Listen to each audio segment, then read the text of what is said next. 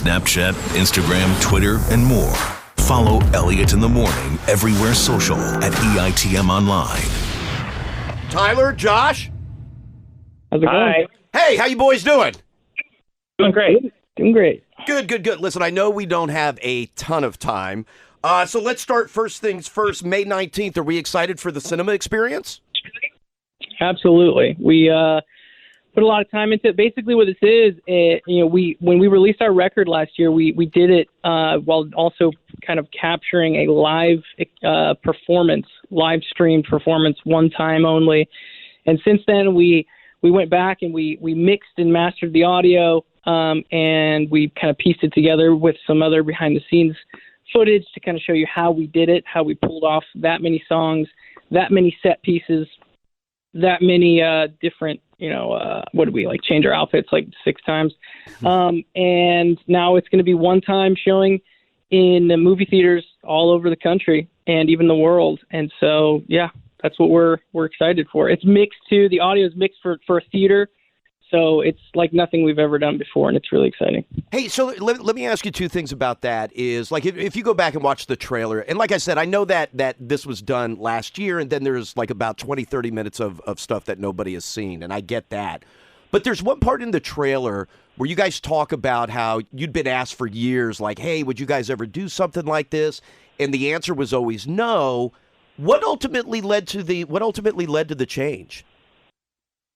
Well, I think, to be perfectly honest, it was 2020. Live music got shut down. Sure. And kind of the lifeblood of what made our band kind of move was taken from us.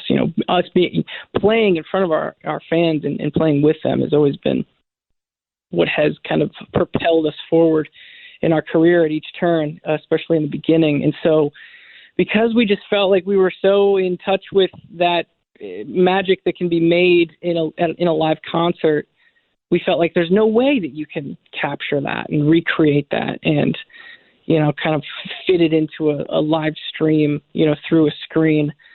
And that's why we were pretty adamant up until that point that, no, we're not going to do that.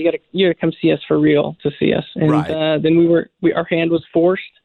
And so we knew, okay, if we're going to do this, let's do it different. Let's do it. Let's make it more engaging, more interesting, worth the dollar, and really try to lean into that word experience rather than it just being a live stream show, which can, so many of these shows that are live streamed can get so dull so fast. We knew we had to make a turn at, every few minutes into something interesting and make it all kind of a cohesive story and a destination and a beginning and an end. And so we worked on it for about 8.5 months, and now we have a final product. So if on May 19th all of us are going to be sitting in a theater and watching the cinema experience, what are you guys doing on May 19th? I'm ordering pizza. I hope for an entire theater that you're surprising with it. Yeah. No, I don't know, Josh. We haven't talked about it. Are we? Which theater we want to go to? Yeah, I guess. I guess we'll just. I don't know. We'll just pick a random one. We'll show up, sit in the right in the middle, because no one who wants to sit in the front. Dude, let's do a red carpet. Let's do a red carpet at your house. We'll get real dressed up. Yeah. All right. Yeah. We'll do a red carpet here. And then head to the movie theater, buy some popcorn. Excellent. And pizza for everyone. Excellent. Hey, let's kind of stick in the kind of the audio video world, if you will, a little bit. The video for the Outside came out not too long ago. Dude, that thing's trippy. Yeah, that's one of our favorite videos. It does. We've always had an underlying storyline happening with all of our music. I know a lot of people, kind of casually listen, which is, totally fine. But we also, for our really involved fans, they know kind of some of these different characters and these plot points, and everything has kind of been connected since the beginning of us making music. And that was always something that we've enjoyed doing, is telling a story. And so that every once in a while we kind of like that storyline that we try to keep underlying Every once in a while, it pops its head up and starts to become more of the main approach, and that's what the outside is. It's basically a continuation of a story, and I couldn't even get into all the details. Our fans know it though, and it got pretty involved. And I know it's supposed to look cold. Was it cold? Because part of it is I'm like, nah, it's Hollywood. Like, these guys know what they're doing. And then there's part of it, and no offense, but there's part of it I look at it and go, God damn it, Josh looks like he's freezing his ass off. Josh? You know, it's like, what is funny is, like, we've shot videos before that are not supposed to be in a cold setting, where when we're shooting it, it's actually 9 degrees outside. And then there's other ones where it's, it's like 60, 70 degrees, but it's supposed to be freezing. So, it's weird how, it's just kind of just like, all right, well, we need this kind of environment, and we got to make it just seem that way. And so, I guess I would just say that Tyler and I, music video by music video, are just becoming better and better actors. Well, goddamn, Josh, you deserve an Oscar, because for not telling me if it was hot or cold, and B, by just making me think it was cold. Good for you. I will say it was decently warm outside of the water, but I was in the Pacific Ocean and it was freezing. So okay, all right. Someone wants to weasel in on the Best Acting Oscar. That's fine.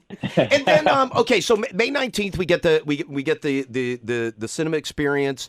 And then there's a little bit of a break, and then everything kind of tour-wise, everything kind of starts rolling up again, or keeps going again, I should say. It all kind of starts, I think, with Bottle Rock is when everything starts going.